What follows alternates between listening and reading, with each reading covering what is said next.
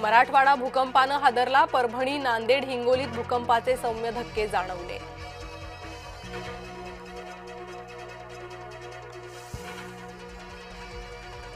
सुनेत्रा पवारांच्या जीवाला रुपाली चाकणकरांकडून धोका, बीडमधील इस्माकडून एसआयटीकडे तक्रार, तक्रारीत काही तथ्य आहे की खोडसाळपणा, शोध सुरू.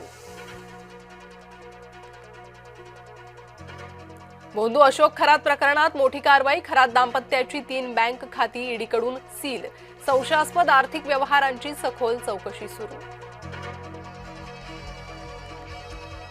खरातचा कथित सीए ललित पोफळे याचीच खरात विरोधात तक्रार, धार्मिक विधीच्या नावाखाली 8,76,00,000 रुपयांची फसवणूक, एसआयटीनं ललित पोफळे याची तक्रार नोंदवली, सूत्रांची माहिती. रवींद्र एरंडेचा आणखी एक कारनामा उघड, नोकरीचा आमिष दाखवत 9 तरुणींना घातला गंडा, सरकारी अधिकारी असल्याचा बनाव करून केली फसवणूक. वारकरी संप्रदायात प्रतिगामी लोकांची घुसखोरी, संप्रदायात 60% लोकांची मांडणी, धर्मांध शक्तींना बळ देणारी, शरद पवारांचा पुस्तकातून दावा.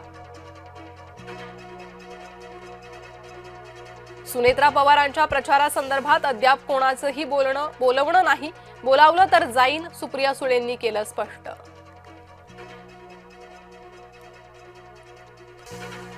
खरात प्रकरणामुळे पुरोगामी महाराष्ट्राचं हस करून ठेवलंय, सुप्रिया सुळेंचा हल्लाबोल. लोअर परळच्या नवीन पुलाखालील जागेवर लोढा कब्जा करणार, आरोप करत उबाठाचं तीव्र आंदोलन.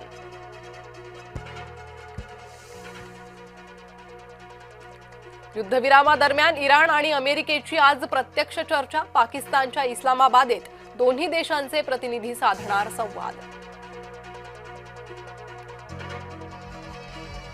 शांतता बैठकीसाठी इस्लामाबाद सज्ज, शांतता बैठकीला इस्लामाबाद टॉक्स नाव लोगोही जारी.